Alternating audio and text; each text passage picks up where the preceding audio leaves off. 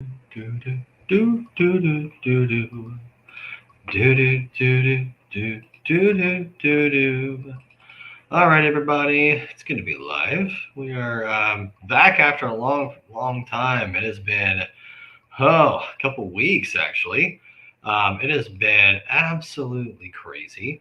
Just as far as everything going on, and my God. So there's been so much happening when it comes down to just life in general. I don't know about you, but it has been very busy. Life has admittedly gotten me a little bit more insanely occupied than I prefer to imagine, or prefer to admit. But it has been just absolutely insane. Just to be able to really, just to really, I mean, just a, the season of life has been absolutely incredible, but it's also been very crazy. Why is my computer acting up so dumb right now? Anyways, trying to make it a setting on something, and now it's not letting me do it. Weird. There we go. Wait, what? Anyways, while you're jumping in, let me know how you're doing, and also too, what has been going on in your world. And I would love to hear from you and just to catch up with you, because at the end of the day, there has been, like I said, so much going on, and it has been just absolutely just bonkers. And it's been wild. It really has. So my name's Jeremy. If we haven't gotten to know each other yet, I've actually been. My dad was a little bit about my story. Let's see. But so my story. My name is Jeremy. I'm actually from here in Huntsville, and whether you're going to be live or you're catching the replay, I am on. There should be a link somewhere where if you want to connect with me, you can, and we can just not way I can see your comments here. I've got a live on LinkedIn, 4 places on Facebook, 1 place on YouTube, and 1 place on Twitter. And so it has been. Let's see. Yep. Let's go ahead and just nuke that. And just there we go. But there's been so much going on, and from just this past couple weeks, or I haven't been able to keep up. But I wanted to get on here and share my story, and I keep talking around myself in circles because it has been that long of a week. I'm human. But my story goes like this. I'm from here, Huntsville, Alabama, and one of the things that happened is that my dad was murdered when I was 18. And I don't say that out of a need for attention or to like what was me to look for sympathy. I speak from healing because before that, I contemplated suicide when I was 16, and also for my when I was 10, my parents divorced. I'm the oldest of 3 siblings. Okay, and when my parents split up, I was the one that was bounced around quite a few different times. Oh, and my dad was not a nice person, and so that led into a lot of child abuse, every form of child abuse except sexual abuse. And so that led me into a lot of experimentation with drugs, and that led me into contemplating suicide when I was 16. And in that contemplation, I'm a Christian.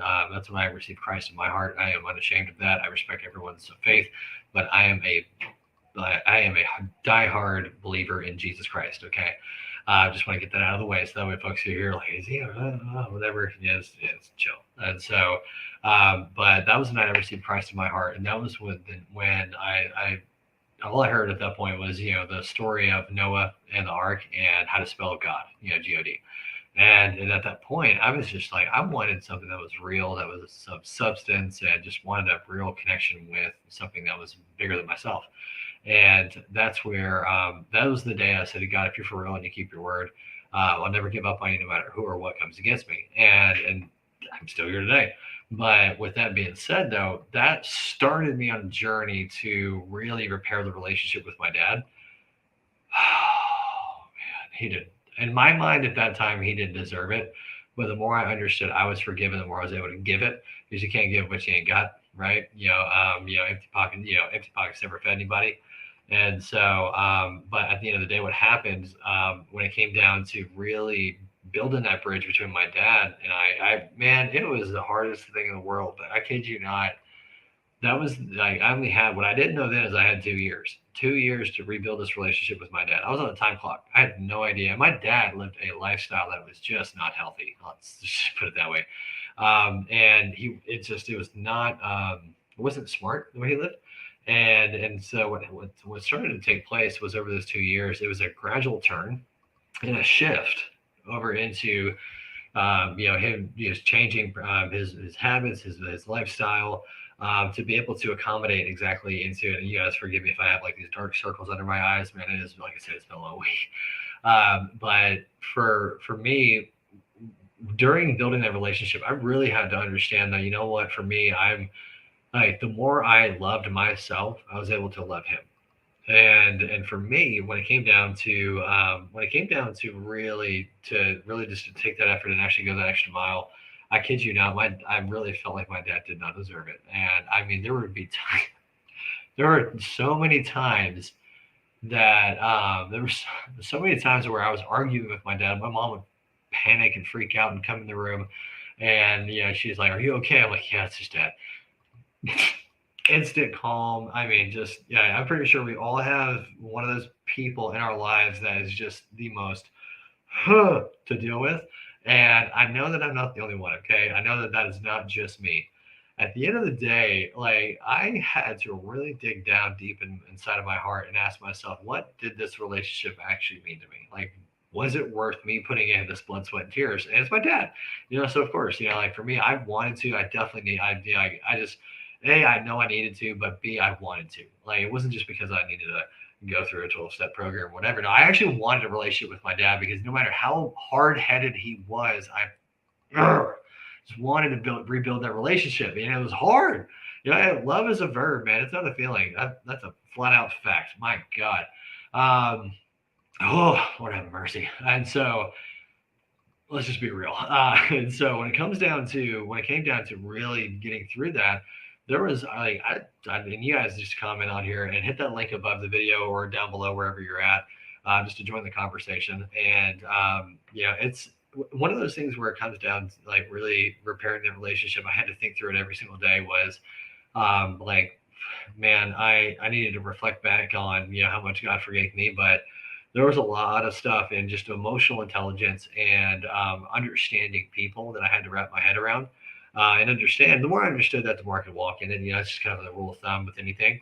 The more that you're learning and practicing something, the more it becomes familiar, etc. And so when it boils down to just everything, it paid off in the end because you know, what happened was long story short was that I was on the way to church one night and I had two friends in the car. And what happened was I got to an intersection. My dad, prior to me getting to an intersection, my dad had called me. He had one arm, okay, one arm due to an accident before I was born. So he had an amputated arm right below the elbow. My dad owned a tree company, and he would be able to drive a bobcat as a skid steer in the yard without ever leaving a track. Like, dude was stout. Okay, anyone in Huntsville who knew my dad, they know that he was built like a rock, and so head and shoulders and all, and so head, shoulders, knees, and toes. But like, no joke, it was, he was very, very stuck in his ways in some areas, but what happened was he had called me, he popped his Achilles tendon and needed my help wrapping up his ankle. And man, you best believe I sped down the highway. The cops were gonna have to chase me to my dad's house. I didn't care. Because at the end of the day, legally, if you go to if it's an emergency and you're actually and you get to that place, whatever, don't take my word for it. Don't try it. Go do your research. Please don't say I said you could just don't. Okay. Moving on. But with that, what happened was he called me when I was close to his house, told me that he didn't need my help. Someone was coming over to help out. I went and picked up my other friend because I was on my way picking up friends, for church. And so then picked up my other friend, got to the intersection, and something in my gut wasn't right. And you walk in a room and just something's off, or when you're talking with people and something's just off, it gets to a point where you're just wondering, like, something, I can't put my finger on it, but something's not right. You know what I mean? And so what happened was every time I would think about going straight, to church, it was like a rubber band being stretched in my gut. And I was just like, I don't know. But I had peace every time I thought about going to see my dad. And just a random thought just popped in my head, bam, out of nowhere. And next thing I know, I'm over here wondering, I'm like, wait, what the heck is going on? What the freaking world is happening? And next thing I know, I'm heading down, like really like something's off, and I'm just like, I just don't even think about it. I just, I followed the piece, and followed my gut and went, turned left and went to go see my dad. Called him when I was on the way there, and I mean, he told me, he said, "Hey, it's cool that you're on the way." And like I had my friends in the car anyway, so it's just, I mean, I'm their ride, so it's not like they had a choice. But that's where I got to my dad's house, and man, I kid you not, it didn't make any sense whatsoever. And when we walked in the house,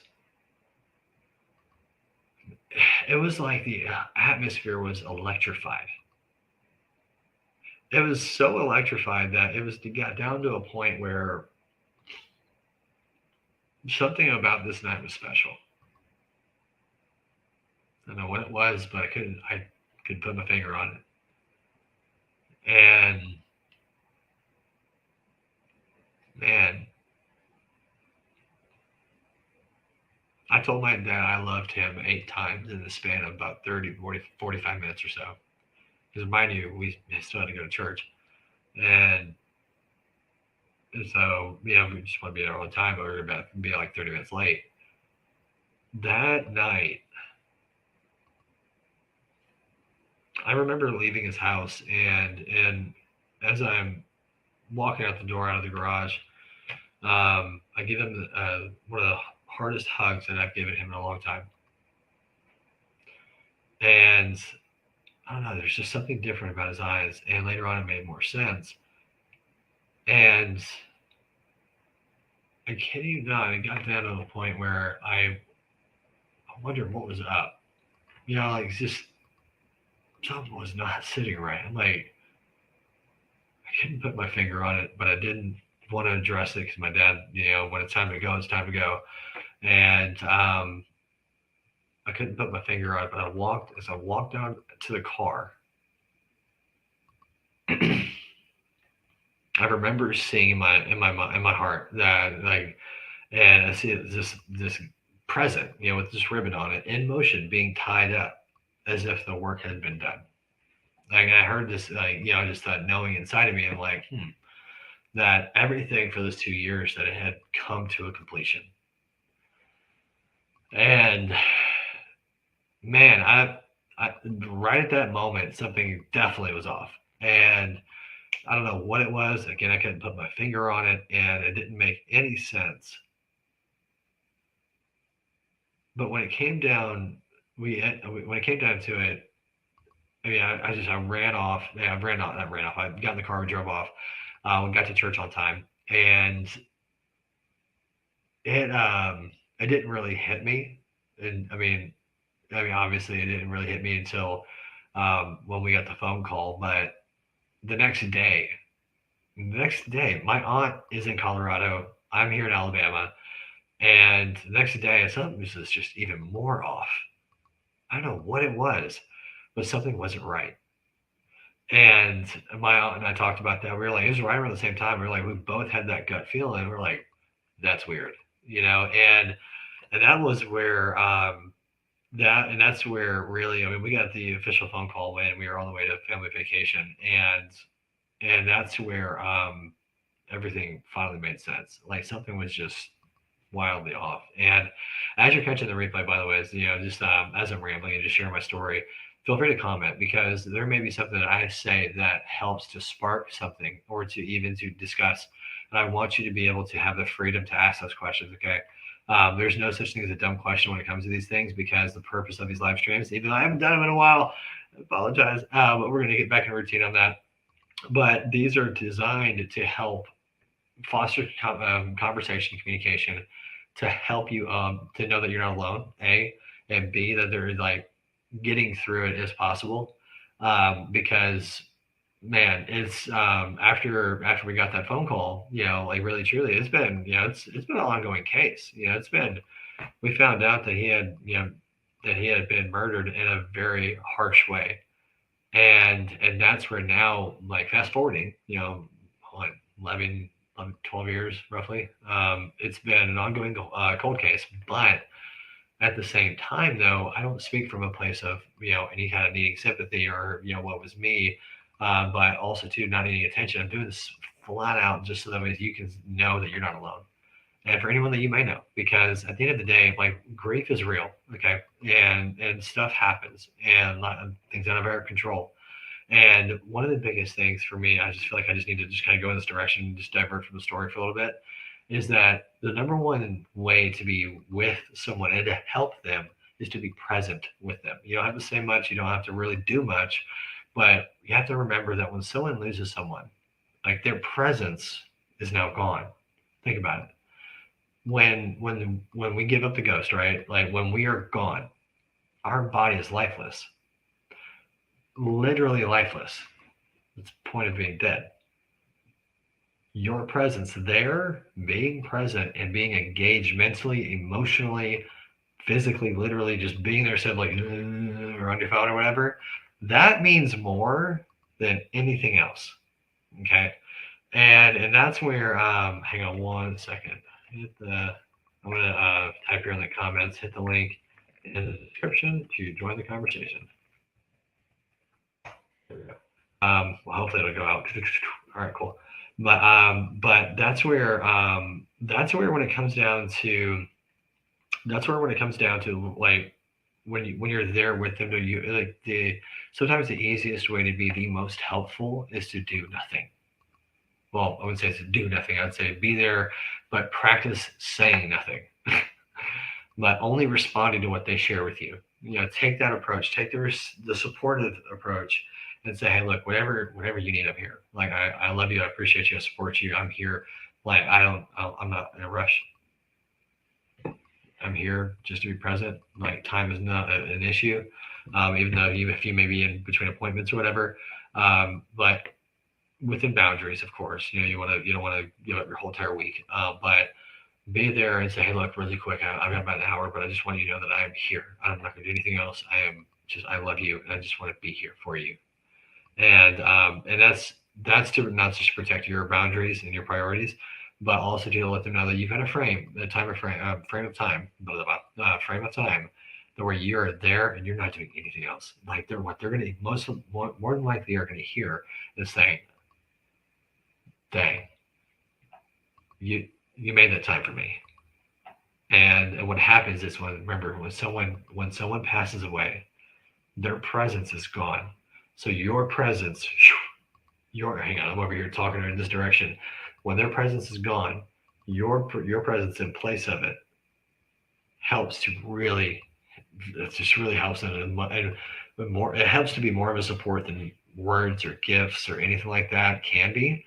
And I'm serious. When you're able to be there, not be in a rush, but to be present.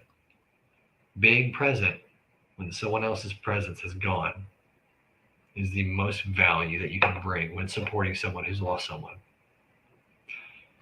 Man, I'm telling you, like it gets down to the point where, and that's even in professional environments, right? Especially if you own a company, and when you own a company, that's a whole different ball game too. But also too, like that's where when you like being as supportive as much as you possibly can, right? And finding ways to be able to be creative, but in ways to help support and to also to be able to help folks wherever they're at within guidelines. And so but especially as a teammate, right? When someone is there, sometimes the fastest way to overcome the regret, any of the grief for that person is to have someone there who isn't rushed, but also for that person to slow down. So like the biggest thing for you to be able to get the fastest result is sometimes to just do nothing and power off. Like not mentally and just not be there, but to power off the busyness, to power off, everything else you've got going on. Put a cone around you, so to speak, metaphorically, to put around like you put yourself in a dome with that person, and all the noise and all the distractions and all the everything else, whatever it is just zeroed out. Give it a shot. See how it works. Because when you try that, I guarantee you what's going to happen, more than likely, is you're going to see a much healthier response from that person, and conversation open up, meaning they're actually going to share their heart with you. It's trust, right? And that's where that's where being able to really just slow down and hear that person's heart and how much they really just how much they need you just to hear them. Sometimes not even understand. Well, definitely to understand. That's the number one. It's top priority. But sometimes just to hear, let them talk, let them get it out. If you retain none of it, sometimes people don't even care. Just so that way they have someone that where they can just dump, you know, that can handle it. But then, guys, as you're watching, please make the link above and below or wherever in the video to join the conversation, so I can see I'm on this dashboard right now, and I want 1, 2, 3, 4, 5, I think like 6 different channels. So help me out, like that way you can join the convo. But one of the biggest things is for for being there with him, you have to also to know yourself, right? You have to know exactly like what's going to distract you, what's on your mind, right? Like take self inventory and be able to know like exactly where you can be there and be of support, because you have to know your own self and your own personal boundaries and your own resources too. Let's be real, okay? Hang on, like okay. So if you're watching this in the replay or whatever, drop a comment down below and let me know if you've ever bought a gift for someone and then it just fell flat and they didn't care about it and you just felt mad almost. Like, let's be real. Like, let's be honest.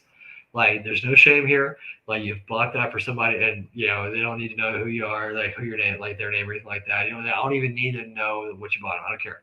Like, just put a yes or no, and so like, with that being said, a lot of times the gifts don't mean anything. And of course, this goes back into kind of diving deep into stuff as well, but knowing their love language, knowing like what really makes them tick, right? It's a lot of times people try to like drill things down, and of course, into buckets of stuff. And there are personality tests that are out there that are great, but if you know that person, you know what's going to really excite them, encourage them, but also too what's going to piss them off. And when people are grieving, there are 18 different things happening every millisecond. Okay. And so at times, and so that's where a lot of it is, as the church would say, hey, go pray it up. And so that's where you just know yourself, know your boundaries, know how tired you are. Like, be brutally honest with yourself. Know that when you get hangry, you get antsy. Okay, raising my hand on that. Okay, no shame. Okay, for real. And so like there's just these little things that sometimes that may sound petty, but that actually will make you antsy, impatient, not be there present, and also rush things.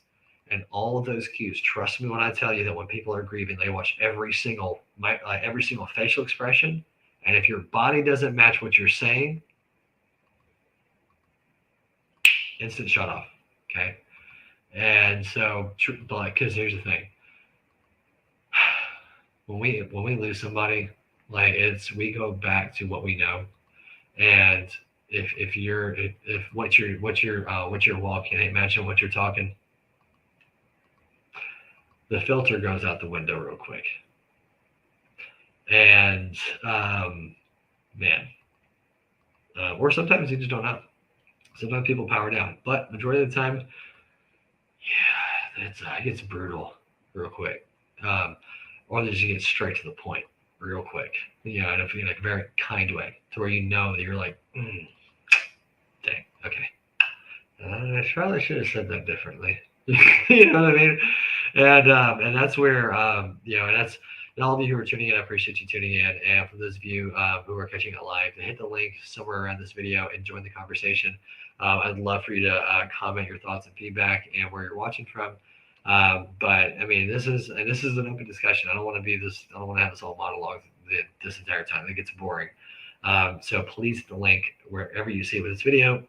Do that, run through whatever you need to, come back on and join with me. And next time you catch me live, do that same thing. So take this, if you're seeing this on the replay, as a how-to, and that way you can join the conversation the next week. Next week, same time, 6:30 p.m. Central Standard Time. I accidentally hit 6 o'clock. I'm like, dang. So that was my bad. But the reason why I'm going into all of this is because with everything, with all of this stuff, when it comes down to losing someone, even to when it comes down to overcoming anything, any kind of challenge, right? All of that being said, All of it goes back to you being your number one asset. Okay. And so, what does you being your number one asset have anything to do with grief and recovery, regret, all of that? It has everything to do with challenges. It has every single thing to do with challenges. Now, when it comes down to you being your number one asset, your business is a reflection of you, right? Your cell phone, your how you lay it out is a reflection of your personality, your creativity, you. Okay, your Facebook feed, your social media platform, wherever you're watching this, you made it or not, depending on how ambitious you are on social media. You know, and it's a reflection of you. Every single thing about you, your insurance, your bills, your the things you buy, your policies, your real estate, your credit score. I mean, whole 9 yards is all stemmed back to you. It's crazy, right? Like, crazy. But what's amazing is that, especially during grief or any kind of challenge, that is extreme pressure. That is extreme pressure. Every single thing goes right back to you. And what the heck is my point, right? Everything. Sometimes, I mean, here's the thing: when pressure hits, a lot of times what happens when challenges happen. A lot of times, what we try to do is say, "Well, I need this new tool to try and, yeah, get it go awesome, right?" And what takes place is, yeah, that was dumb, pretty dumb. Like, it really didn't work out that well. And what's interesting is that a lot of times it goes back to what the heck can I do right now with who I know and what I've got in my hands and my resources and well, sorry, where I'm at. What I got, who I know, where I'm at right now. And it's like, there's a lot that goes back taking the understanding of grief and how emotionally and mentally how deep that goes. With that as an understanding, but also then with every other challenge that goes on, how intense is it really? Really, truly think about it. You're not dead yet, right? Like, what doesn't kill you makes you stronger because you haven't given up, right? And also, at the end of the day, I mean, it's only crazy until it's done. Just saying.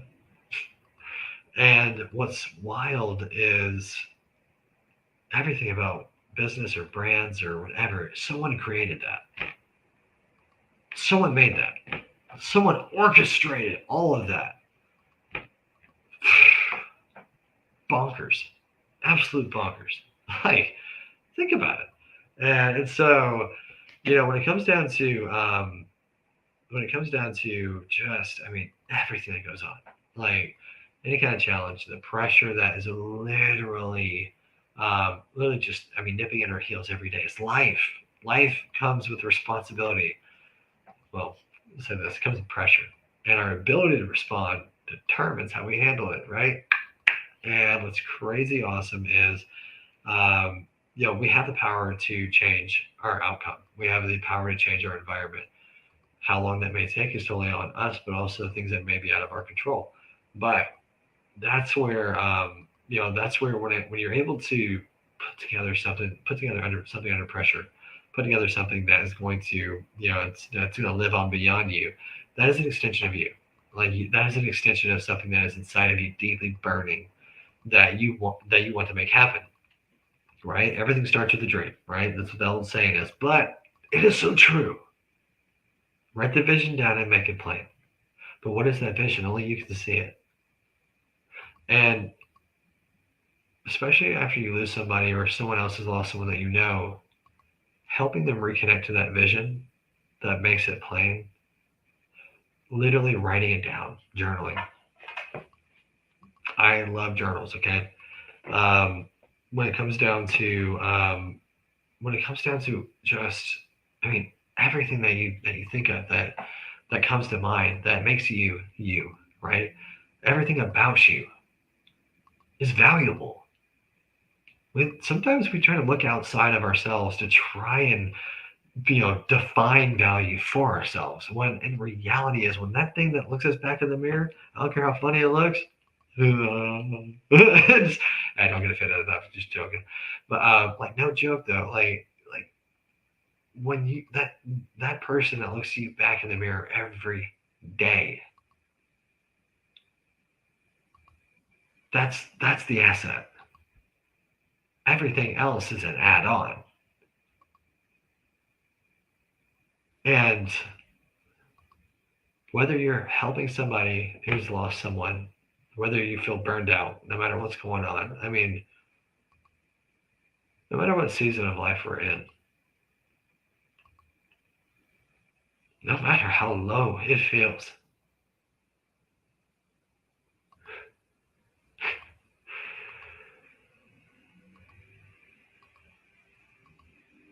no matter how dark it feels, and how suffocating it may feel,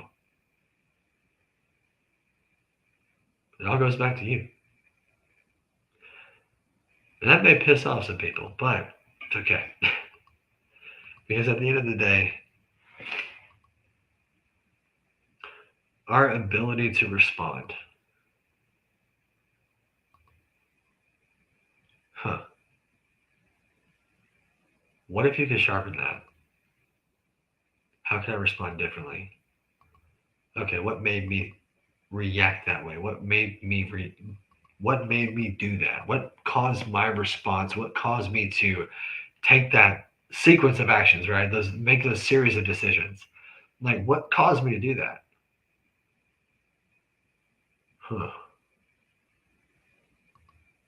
Reverse engineer that.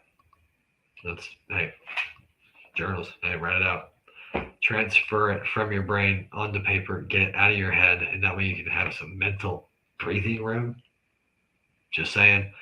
Download your thoughts out of your head through pen and paper. I promise you it's amazing. Just give it a shot.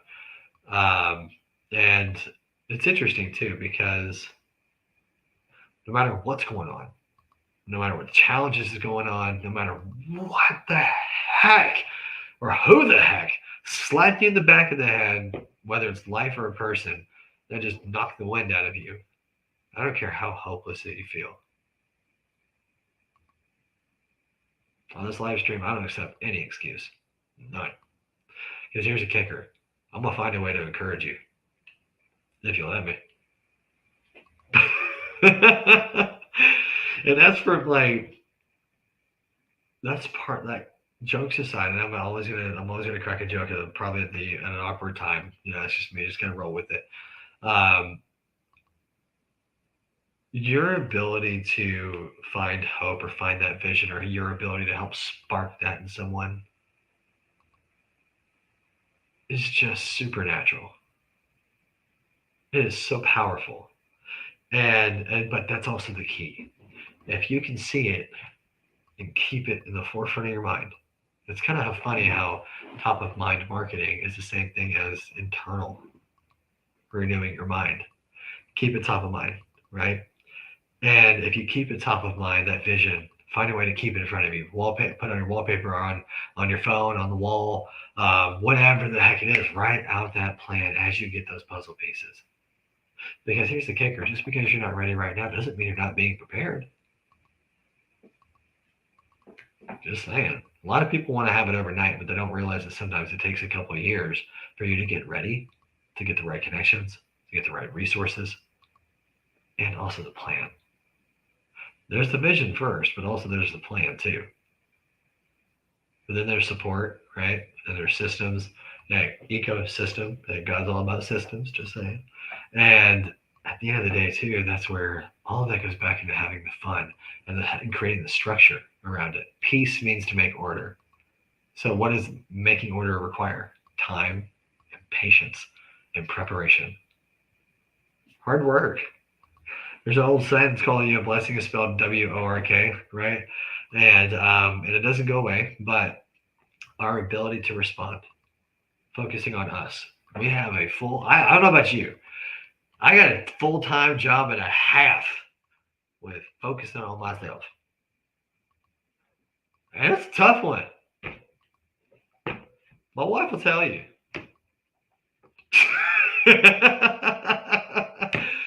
But the ironic part is that that that scripture that said the scripture that says, "Love your neighbor as you love yourself." Ironically, the definition is in the statement. We're just going to take one part and put it in front of the other. As you love yourself, you'll love your neighbor. And ain't that funny? And what's what makes it even more interesting is let's flip the words out. As you forgive yourself, you'll forgive your neighbor. You can't pour out of an empty cup, financially and mentally and emotionally. I mean, we all know that. Now, you have sometimes you're with around people and you're just emotionally spent, mentally just dead, right? Brain dead. Like you just that's all you got for thoughts, right?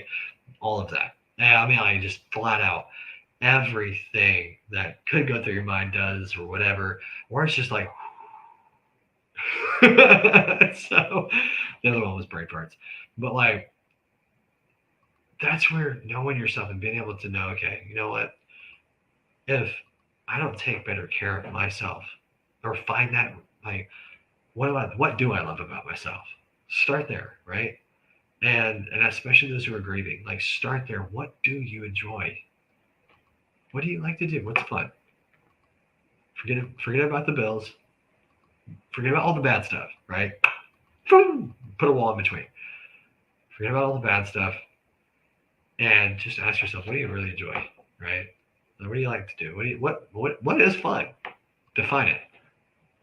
Define fun, right? And it's interesting because um, if you can dial back into what you enjoy, especially in a time where you feel burned out, exhausted, or whatever, go. I mean, heck, if you have somebody that you know you need to go and be there for, do something that you enjoy first, right? Get your energy up if you feel exhausted, right? Go eat, do whatever you need to. Yeah, like there's just be aware of your own self, and by being attuned, like just by taking care of yourself and loving yourself, etc. You'll know that more and more. Yeah, the more you love yourself, the more you're gonna love your neighbor. And the more you take care of yourself, you're gonna be able to take care of your neighbor. So that's where, that's where really when it comes down to when it really boils down to it, how you take care of yourself is how you're going to take care of others. And if you really don't care about other people's emotions, I don't say a whole lot about you. But when it comes to that person that we all may know, you know what I mean? But but when it comes down to it, really truly, at the end of the day, kind of wrapping it back all the way around to the beginning. There are a lot of things that people think that you need to do to support somebody who's grieving. You being your number one asset and being present knocks out so many birds with one stone.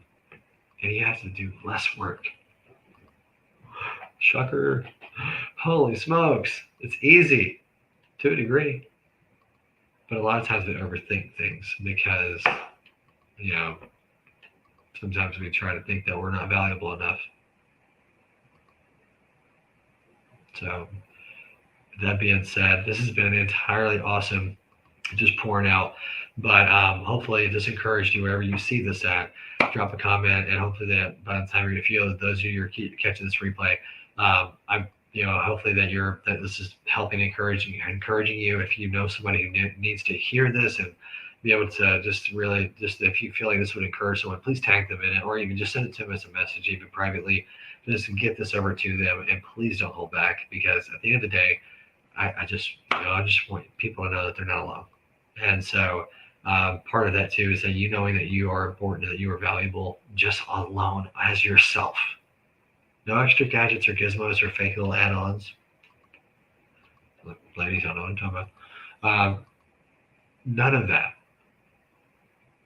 You alone, yourself, are valuable enough that your presence will carry more weight than any kind of gift or any kind of gimmick that you can bring to the table. You are enough. You really are. whether you like it or not. Suck it up. But really, truly, you are enough, and you don't have to go outside of yourself to bring value. Hope you have an awesome Friday. Enjoy your weekend and tag somebody who needs this encouragement. See you guys.